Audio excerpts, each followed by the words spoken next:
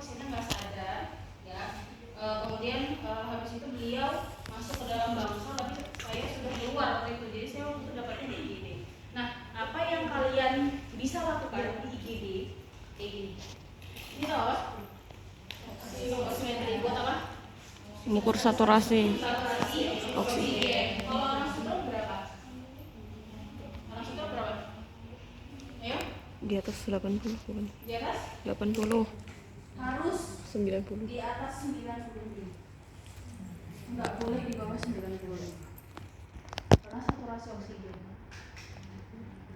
Ya, sebenarnya ini teman-teman, kalau misalnya kalian itu memang di monitornya kan ada beberapa orang stroke ada monitornya kan. Kalau di monitornya itu sudah ada tercantum tekanan darah sama saturasi, kalian nggak perlu pakai ini. Kalian tinggal lihat yang monitornya saja. Tapi misalnya nggak ada monitor, tapi dia masih di gini. 95, di atas 95. Oximetry sama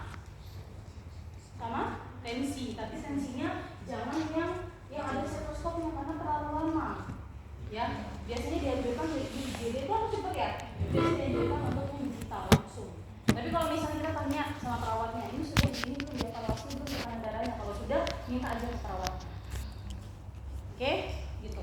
Nah ini sangat penting, ini harus dibawa kalau misalnya kalian punya pasien stroke. Karena hati-hati, kalau misalnya dia di bawah 90% dia pingsan. Kalian takut nggak kalau pingsan? Saya aja takut, karena takutnya nanti dia akan terjadi turun lagi nanti. Jadi kita kalau misalnya kasih intervensi, kita turun level. Kayak gitu, makanya kita harus jaga ini. Karena terjadinya misalnya nih, kita latihan nanti transfer ambulasi. Kita kan ini selalu ada di tangan ya. Walaupun sakit, biasanya pasien tuh selalu ngeluh ini sakit. Karena selalu ditekan gini kan, terus kita lagi kasih intervensi. Tapi emang harus wajib. Karena kalau misalnya ini kita nggak bakal tahu berapa saturasi oksigennya. Ya, karena pada saat transfer ambulasi akan terjadi peningkatan otot, peningkatan tension, bukan peningkatan kekuatan otot loh ya. Tension otot itu meningkatkan tekanan darah. Hati-hati kalau soal stroke, peningkatan tekanan darah pada saat dia lagi activity, dia akan menurunkan saturasi oksigen karena gangguan pada pembuluh darah. Makanya harus ada ini. Ya, oke. Jadi misalnya saya sudah pasang, ya selalu pasang. Ini nggak saya nyalakan, saya selalu pasang pada pasiennya. Yang di motornya itu nggak ada. Nah, waktu saya datang, saya kan sambil fisioterapis ya. Saya kan tadi sudah anamnesis misalnya. Kemudian pada saat datang, pasien itu nggak sadar. Apa yang kalian lakukan? Puro. Ayo. Reschedule. Apa yang kalian lakukan? Kalau misalnya pasiennya nggak sadar. Reschedule. Pulang lagi. Balik lagi. Nah, cek kesadaran itu. Ya. Jadi kalau misalnya ini, saya ulang, kalau misalnya ada riwayat tadi merokok sama tekanan darah, kalian wajib tensi. Tapi kalau sudah dimonitor aja. Atasnya udah tahu ya, udah semuanya ya. Jadi selain tekanan darah, heart rate, dan respiratory rate serta saturasi oksigen itu kalian harus di luar kepala semua. Harus. Kalau misalnya kalian nggak bisa nih mengontrol ini semua, itu levelnya turun lagi. Kasihan pasiennya. Ya padahal seharusnya sebelum 6 bulan itu pasiennya harus sudah mandiri. Kalau misalnya pasien belum mandiri sampai lebih dari 6 bulan, nggak akan terjadi kesulitan. Prognosisnya adalah malam adalah buruk. Ya, oke. Pemeriksaan PCV sudah, tanda-tanda vital itu harus wajib. Ya, oke. Sekarang adalah pemeriksaan kesadaran. Misalnya saya datang kan, buka pintu, terus pintunya saya sengaja bersuara, tapi pasiennya nggak bangun. Buat kalian ada something nggak? Iya, ada. Nah, dari situ kalian harus sudah mulai aware atau kayaknya aku harus melakukan pemeriksaan kesadaran kepada pasiennya. Ya kan? Oke. Pemeriksaan kesadaran namanya apa? G itu CS. Tapi sudah Lupa. GCS adalah nanti ya dicari ya. GCS itu apa? GCS itu dia ada section, ini merupakan salah satu, memang dia subjektif sih, dia nggak objektif ya. Subjektif itu yang tergantung pemeriksa. Kalau misalnya menurut pemeriksa dia sadar ya sadar, tapi belum tentu kan dia orang lain. Nah gitu kalau subjektif.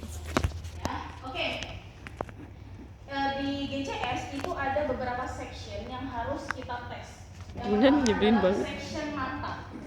Nah, section mata itu penilaiannya adalah 1 sampai dengan 4. Ini yang harus dihafal sih. Contoh, misalnya tadi pada saat saya masuk tiba-tiba kan saya mau periksa nih suara pintu saya sewaktu saya buka pintunya sengaja buat agak biar pasien ini kaget. Tapi ternyata pasiennya nggak sadar dan tidak membuka mata, maka bisa jadi nilainya 0 1. 0 itu meninggal. Oh.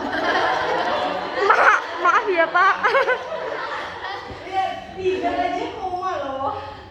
0 itu udah nggak ada. Ya. Satu itu adalah tidak membuka Mata. Jadi Terus pas lagi yang tahu. kedua adalah membuka mata dengan menghindari.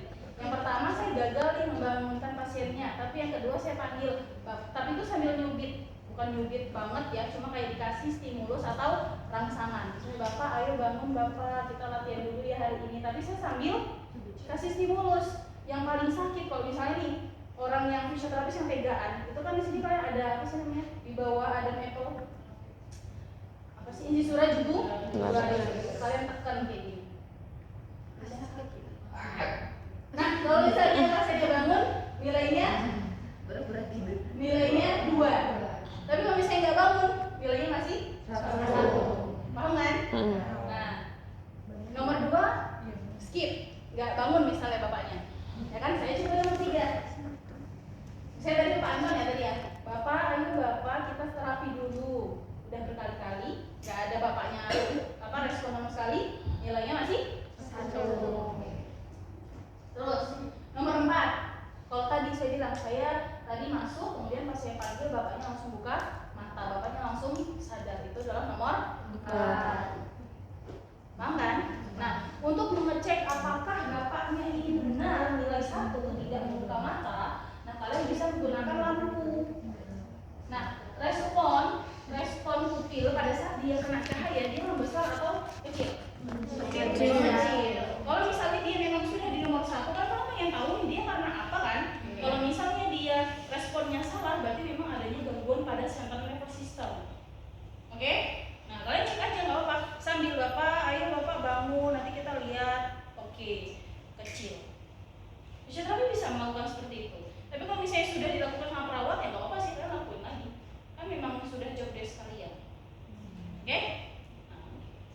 Oke, itu berarti kalau misalnya sudah pakai LED ini dan dia tidak ada respon dan responnya salah dalam pupilnya, berarti otomatis dia nilainya 1 pada section mata. Oke, baru section mata. Terus yang kedua, section verbal. Ya. Nah, ini adalah misalnya tadi. Kalau misalnya bapaknya nomor 1, bisa nggak dilanjutkan ke section verbal? Bisa. Biasanya bapaknya nomor 2, 3, sama 4. Yang sadar. Kalau sudah yang sadar, maka apa? Maka masuk ke dalam section verbal. Section verbal itu pasiennya sudah sadar. Misalnya kita tanya, ya, Bapak bangun, Bapak ayo, Bapak sekarang di mana? Ditanya aja. Itu pertanyaan-pertanyaan walaupun menurut kita mudah, tapi susah buat pasiennya. Karena pasien itu kadang linglung, ya, diliriung biasanya pasiennya. Karena tanya aja, Bapak ayo, Bapak sekarang di mana ya? Bisa kayak gitu. Bapaknya, Bapak ayo, bisa kayak gitu. Biasanya kalau bersuara, lihat bersuara nomornya 2. Iya kan? Misalnya saya panggil Bapak, ayo bangun Bapak, kita mesti terapi dulu misalnya. Nggak ada suaranya, nilainya 1. Kalau misalnya tadi ada suaranya, berarti nilainya 2. Ya. Terus misalnya kita tanya lagi, tapi dengan pertanyaan yang berbeda. Bapak yang Bapak rasakan hari ini apa? Sakit. Atau misalnya nggak bisa bilang sakit, tapi dia itu kayak mengerang sakit, tau nggak? Nah, gitu-gitu. Nah, itu biasanya nilainya 3. Misalnya aduh, tapi dia itu interpretasinya adalah kalau lagi badannya sakit. Kayak gitu. Ya, nilainya 3. Nah, sekarang nomor 4. Nah, saya tanya. Ya, Bapak hari ini makannya apa? Bapak itu malah ngobrolnya yang lain. Itu sudah beda. Ya kan, sudah beda kan? Itu nilainya 4 loh ya. Gak usah lagi kalian bilang, Bapak kenapa gitu. Gak usah, udah beda. Kecuali bapaknya gak dengar, kalian bisa ngulang. Tapi kan kalian dekat kan sama pasien. Nah, kayak gitu. Ya. Terus orientasinya baik. Misalnya saya tanya Bapak Anton, ya benar ya dengan Bapak Anton, benar? Nah, usianya segini ya. Nah, gitu. Itu adalah yang orientasinya baik. Nah, itu bisa kalian pada saat lakukan di IGD. Terus section motorik. Nah, ini kali Bapak ini sudah bisa duduk dari baring ke duduk. Dari duduk ke berdiri. Yang paling yang paling mudah adalah pada saat Bapaknya miring, kemudian duduk. Misalnya Bapaknya sudah bisa duduk lah. Ya. Kemudian misalnya saya mau, Bapak ayo kita lakukan fisioterapi. Ya, coba. Ayo, Pak coba. Ya, oke, angkat tangannya, coba dorong tangan saya. Dorong. Nah, misalnya Bapaknya nggak sama sekali bergerak, kan ini kan saya simulasi bergerak kan? Saya minta dorong, tapi nggak ada bergerak sama sekali. Nilainya 1. Atau yang paling mudah, misalnya gini, kan saya mas, relax kayak gini. Pak coba genggam tangan saya Pak, bisa nggak? Kalau nggak ada berarti tidak bergerak. Ya nggak? Aktivitas biasa aja, nggak usah harus fisioterapi banget yang harus fleksi, ekstensi, nggak harus kayak gitu. Ya, biar cepet. Karena di gitu nggak boleh, nanti kalian malah dibicarain sama ini perawatnya. Ya. Kemudian nomor 2, ekstensi abnormal. Contohnya aja. Tadi kan ingat PNS itu dia harus diagonal kan? Ya kan? Dia harus diagonal kayak gini. Coba Pak, coba tangan yang ini ke sini Pak, pegang tangan saya ini. Nanti kalau misalnya dia salah, dia mau ke sini. Seharusnya kan ke sini ya? Kan ke sini kan? Misalnya kita tangan sini. Pak, ayo harus ke sini. Tapi malah Bapaknya ke sini. Salah nggak? Salah. Nah, itu adalah nilainya 2. Oke? Atau kayak gini. Kan Bapaknya sisi yang lemah saya ambil sisi sebelah kanan ya. Yang lemah. Yang lemah tuh yang ini. Aduh, enggak nampak. Oh. Kan gitu ya. Merah ini kan? Nah, oke bagus. Yang menurut kalian kalau misalnya lemah dia bisa merasakan nyeri nggak? Enggak. Enggak. Intens ambangnya turun kan? Tapi saya ke kamar mana? Nah, terus kalian harus buka hammer. Karena di sini ada jarum. Jarum. Nah, nih. Ya. Misalnya Bapak, apa yang Bapak rasakan? Kayak biasa kalian melakukan 2-point discrimination sesuai dengan arah dari dermatolognya. Tapi Bapaknya malah merasakan di sebelah mana? Pak, ini yang Bapak rasakan sakitnya sebelah mana ya? Sebelah kiri. Salah nggak? Salah. Berarti nomor 2. Nah, gitu ya. Paham? Paham. Oke.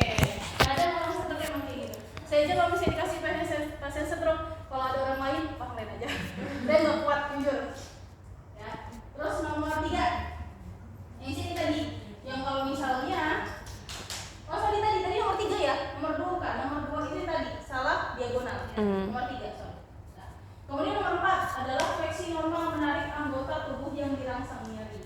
Nah, ini contoh tadi yang tadi saya kasih. Misalnya saya rangsangan nyeri di sini. Biasanya kalian pernah nggak sih tusuk jarum?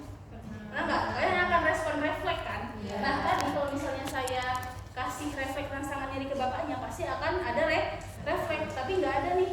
Kalau refleksnya berarti nilainya 3. Tapi kalau misalnya ada refleks nilainya 4. Ya. Terus nomor 5. Nah, oke. Nah, mematuhi perintah. Contoh misalnya, Pak, ayo walking-nya Pak. Ini yang sehat Pak, yang nyeri, yang ini, yang kelemahan. Ayo, saya bantu. Ayo, saya bantu. Bapaknya mematuhi perintah. Ayo Pak, dorong, pelan-pelan. Nah, mematuhi perintah kan? Ini nilainya 5. Sorry, 5 tadi. Paham?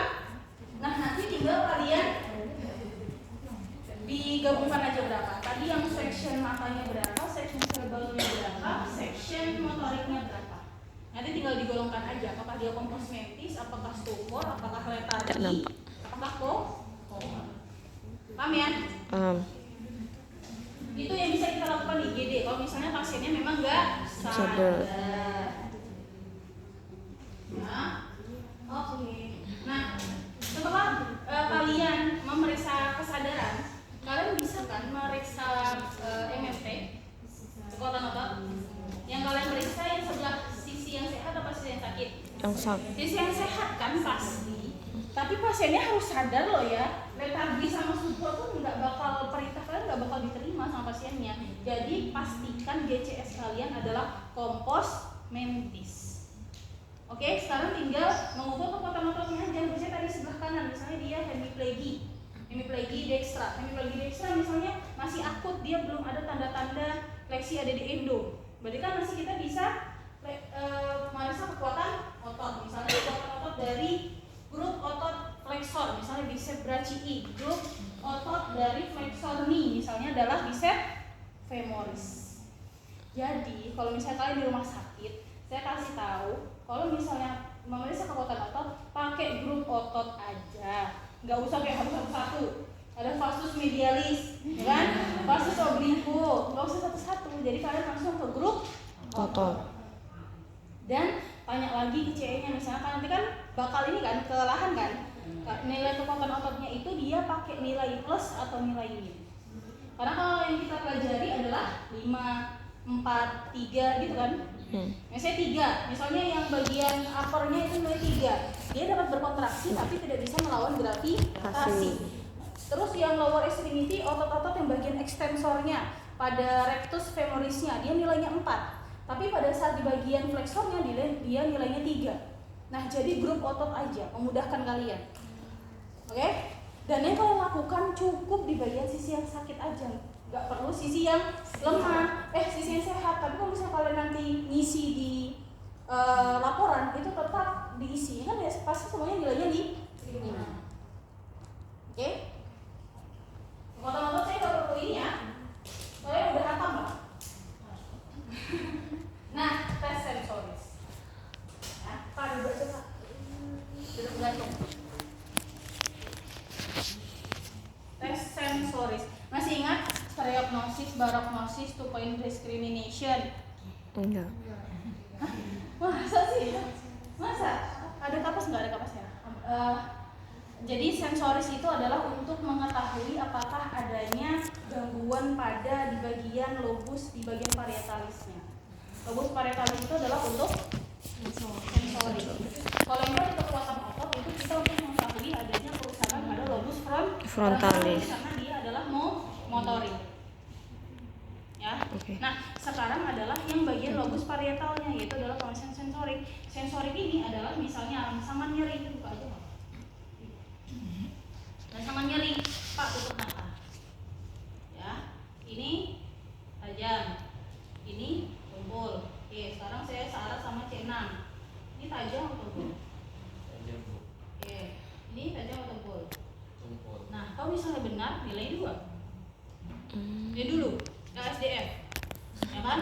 Kemudian pakai kapas. Kapas juga, kalau kapas itu harus sesuai dengan dermatom. Ya, ini ada C1, C2, C3, C4, C5, C6, C7, C8. Ya, jadi harus sesuai sama dermatomnya. Misalnya di kapas, ya. Jadi kapas itu sama, ada posisi mata tertutup, ada posisi mata terbuka. Kan kapas itu sentuhan halus kan? Light touch. Jadi kita ini kan aja, Pak ini kerasa apa enggak? Kalau kerasa coba tunjuk mana? Itu yang apa? Kalau misalnya salah ulangi lagi. Ya, kalau misalnya salah ulangi. Takutnya bapaknya memang enggak kerasa, ambangnya kecil bapaknya enggak sensitif. Jadi diulang aja. Kalau misalnya tes sensorisnya itu ya, enggak harus dilakukan semua nanti di rumah sakit. Tapi kalau misalnya kalian nanti sudah di bangsal, kalian dikasih waktu misalnya 1 jam buat visit pasien, kalian boleh mengeksplor semua. Mulai dari visual. Kalau visual kalian pakai Snellen. Kalau Snellen kan? Yang buat yang kalau misalnya kita cek mata yang ada iya gitu. Nah itu, pokoknya Snellen itu. Terus kalau misalnya audio, kalian pakai Garputala. Punya Garputala nggak? Dia kayak gini juga dia. Nah, nanti dia di kuping, jadi di cupingnya ini. Nanti. Dideketin ya. Terus itu ada visual, audio, touch. Touch itu yang saya tadi bilang pakainya kapas bisa. Oke? Atau touchnya kalian itu yang pakai two point discrimination yang kayak ini. Oke? Nah gitu. Kalau misalnya kalian nggak bawa kapas, misalnya cewek bawa sih. Terus jangan pakai tisu ya. Beda. Apa itu?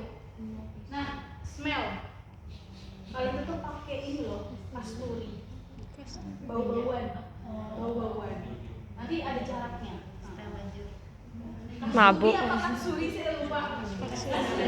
Pokoknya harum-haruman sama yang bau gak sedap. Pokoknya kalian bagi ini yang sedap, ini yang gak sedap gitu. Nah, nanti tinggal pasiennya tinggal pilih kok ini menurut bapak ini sedap apa nggak sedap. Gitu. Nah. Kemudian Nggak sedap apa? kalau pemecap itu kan ada. Ya, itu sedap. Jadi pemecap Yang nggak itu, sedap itu tuh nanti ada tape. kayak spatula gitu. Jadi spatula itu dimasukkan ke dalam lidahnya, nanti khusus dipahit manis sama yang netral. Jadi ada spatulanya. Nah, boleh nanti dieksplor aja. Kemudian taktil, respon tekanan yang tadi respon tekanan bisa pakai 2-point discrimination. Ya. Atau gini. Taktil itu kan raba kan sama tekanan kan. Kalian ada kain yang dia itu kasar sama halus atau kain yang bertekstur. Nanti kalian bisa berikan kepada pasien, tapi dia dengan juga tutup mata dan buka mata. Nanti kalian juga nanya, ini kain yang kasar apa kain yang Oke. Nah sekarang bisa juga ini yang taktil itu pakainya yang barognosis dan stereognosis. Kayak kalian tuh punya ini ya,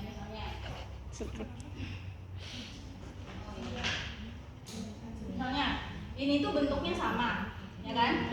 Panjangnya juga sama misalnya, warnanya juga sama, tapi beda berat. Nah kasih ke bapaknya. Nah, Pak yang berat yang mana? Kalau salah berarti adanya disorientasi sensori. Nah, kemudian proprioseptik. Oke, proprioseptik. Nah, oke. Kan kita terapis kan gerakin gini ya kan? Gerakin ke bagian horizontal seperti ini, ya kan? Nah, kita tanya, Bapak, kalau yang ini mendekati tubuh, yang ini adalah menjauhi tubuh. Yuk coba, ini mendekati apa menjauhi?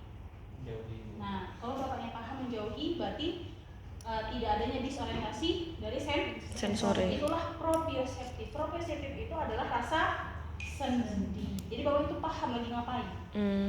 Ya.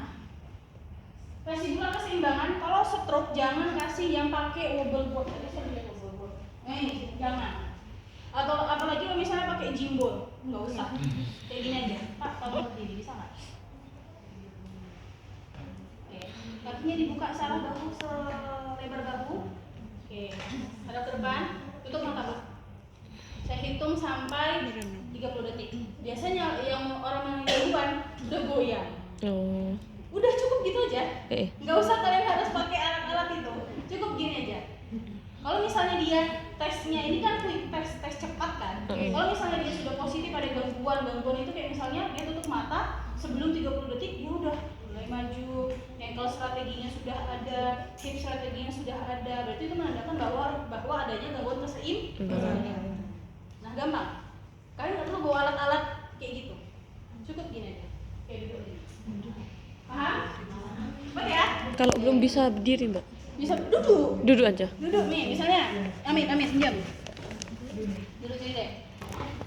Oke. Ya, kayak gini. Pak, tolong pertahankan tubuhnya ya. Saya dorong bapaknya.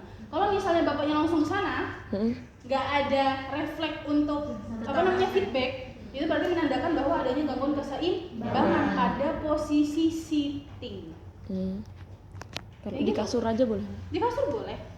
Boleh dari ke sini atau ke sini atau ke depan sama ke belakang. Ini adalah yang sitting, apalagi kalian pakainya yang gimbal itu medicine ball. Gitu. Langsung ke jumlah ya. Jangan kalau stroke jangan. Kalau misalnya dia sudah mampu untuk jalan sendiri pakai ini, nggak apa-apa sih kalian mau pakai yang jalan apa sih yang di walker. Itu walker di belakang. Oh ini walker. Nah, tes sensoris selain tes untuk motorik, sensorik sama tanda-tanda adanya patologis.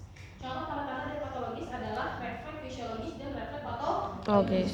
Kalau misalnya dia lesi pada central nervous system, berarti refleks fisiologisnya dia hiper atau hipo. Apa? Hiper apa hipo? Hiper apa hipo? Lesi pada central nervous system, dia tandanya hiper refleks atau hiporefleksi.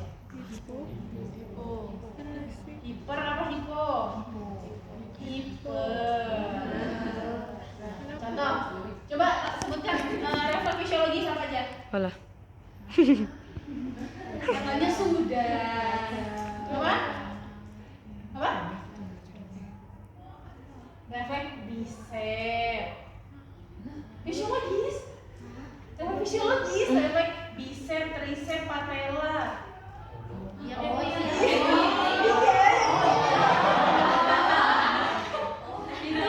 Itu refleks fisiologis. Kalau refleks patologis itu misalnya Babinski, Clonus, kemudian tanda-tanda meningeal, kemudian Kernig sign, Oppenheim. Nah itu. Nah, kalau misalnya kalian di Bangsal atau di GD cukup 1 atau 2 aja, nggak usah semua. Walaupun kalian hafal semua ya. Enggak. Hafal 1 2. Ingat, kalau misalnya dia lesi pada central nervous system, apalagi dia punya riwayat yang stroke hemorrhage, hati-hati. Ini hiperrefleksia untuk respon dari refleks fisiologis. Ya. Di Saya tuh YouTube. kalau misalnya punya pasien Di YouTube. kakek-kakek itu saya mencegah untuk yang bicep. YouTuber ya. Bayangkan aja kalau misalnya saya bicep. Nih ya, ini kan saya pukul misalnya bicep ya, di sini ya, di sini. Nanti bapaknya akan ke sana. Iya beneran. Iya karena dia hiper. Beneran tuh bapak cari deh nanti. Beneran. Nah ini saya paling takut karena dulu saya pernah kejadian. Bapak itu kena pipinya sendiri. Oh. Iya karena beneran karena itu masih akut. Karena waktu itu saya dapatnya di IGD. Di IGD jadi beneran masih akut. Dan healing aja belum. Ya kan? Jadi masih waktu itu saya di sini kan di sini. Biasanya kan dia harus gini kan? Nah, ini kan normal. Normal kan? Tapi kalau misalnya orangnya ini sampai sana, saya kena ini misalnya. Makanya saya biasanya relax saja. Jatuhin aja. Nah, saya biasanya kayak gini. Ya, sorry. Nah, ada kan sedikit. Nah, kalau misalnya ini karena si otot-otot ekstensor anconeusnya itu masih pada orang stroke kan dia ekstensor ya. Biasanya orang stroke itu memang lebih hiper pada flexion daripada otot-otot ekstensornya. Makanya saya lebih pilih otot-otot ekstensor. Lihat aja kalau misalnya kalian lihat pattern pola pada stroke dia lebih ke fleksi kan. Nah, otot ekstensor itu malah dia tuh ini hiperlaksiti. Makanya saya lebih ke otot-otot ekstensor. Tuh, kecil kan? Saya juga nggak mau lutut. Nggak mau, karena kadang orang yang habis akut itu lebih bahaya pada bagian upper extremity, bukan lebih bahaya, lebih ada tanda-tanda pada bagian upper extremity daripada lower extremity. Dulu tuh saya pernah ditanya, waktu itu kan saya ngecek upper extremity itu hiperrefleksia, ya kan? Tapi yang bagian bawahnya hipo, karena saya ngecek, ternyata kata pembimbing saya, karena itu masih akut itu lebih ke masih bagian upper extremity tanda-tandanya. Ya, jadi ini bukan hipo, dia tetap hiperrefleksia, cuma karena dia masih tanda-tanda akut aja. Kayak gitu. Dan dia pada saat saya refleks patella, dia ekstensor atau flexor? Ekstensor. Jadi dia lebih kecil kan? Tapi saya menganggapnya hiporefleks. Padahal bukan. Padahal ekstensor itu memang dia lebih lemah dibandingkan yang flexor. Nah gitu maknanya. Ya, paham? Oke. Tasku mana? Itu, nah ada juga yang stroke itu, yang sekarang itu kan udah perubahan paradigma ya. Jadi stroke itu bukan hanya karena penyakit orang tua, tapi juga penyakit anak muda. Karena anak mudanya karena memang inactivity, lifestyle-nya nggak bagus, jadi bisanya pecah pembuluh darah secara dini. Terus ada juga kejadian kedua, meningitis. Apa itu meningitis? Peradangan pada Selaput otak. Peradangan pada selaput otak itu kayak kasusnya si Indra Bekti. Nah, kalau nggak itu ya dia meningitis, tapi dia nggak sampai stroke. Kalau si yang Indra itu dia sampai stroke. Jadi dia diawali sampai meningitis dulu, baru dia stroke. Bukan, itu bukan on. Kalau misalnya ada riwayat seperti itu ya, nah kalian wajib meriksa tanda-tanda meningial. Balik deh. Kalau misalnya kalian masih ingat tanda-tanda meningial, Enggak ingat. saya tarik ya. Nah, salah satunya adalah kalian masih ingat ada Enggak. Tes Hoffman, Enggak. tes Babinski. Masih ingat? Tidak. Jadi kalau misalnya di apa? Neuro itu semuanya harus kalian hafal ya. Nah, saya yang paling mudah adalah yang refleks Hoffman. Hoffman itu adalah kita petik jari teluk apa sih? Tengah itu biasanya nanti akan terjadinya ekstensi dari jari-jari. Ya, tapi ini biasanya kurang kelihatan. Contoh misalnya yang open hip. Open hip itu jadi tangan kita gini, jadi kita menggores pada bagian ostigianya dari atas ke bawah. Ya, biasanya nanti untuk responnya nanti dia akan terjadinya apa namanya? Abduksi dari jari. Abduksi jari. Biasanya. Oke, kemudian Babinski. Ingat kan Babinski? Enggak. Babinski adalah untuk ngecek juga di sini, jadi langsung kayak gini. Nanti akan terjadinya dorsifleksi dari jari-jari. Oh, digeli-geli. Ya, Babinski itu yang paling mudah. Kalian boleh menggunakan Babinski. Ya, cuma Babinski itu dia hanya mendiagnosa bahwa adanya gangguan pada central nervous system, tapi dia tidak mendiagnosa bahwa adanya meningitis.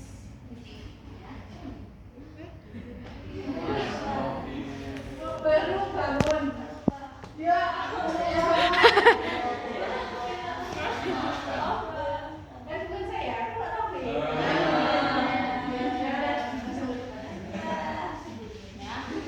Jadi seperti itu. Kalau aku tidur lagi aja. Ya, jadi kalau nggak open him, kalau nggak Brzezinski 1, tes Brzezinski 1, tes Brzezinski 2, atau tes Kermit sign. Open. Untuk mendiagnosa yang dengan riwayat meningitis. Open apa, Mbak? Open him. Open. HIM. Open. Open him, Kermit sign, Brzezinski 1, Brzezinski 2, Hoffman. Bukan Hoffman ya. Hoffman. Oke, sekarang itu semua asesmen yang bisa dilakukan secara cepat pada saat kalian di IGD sama di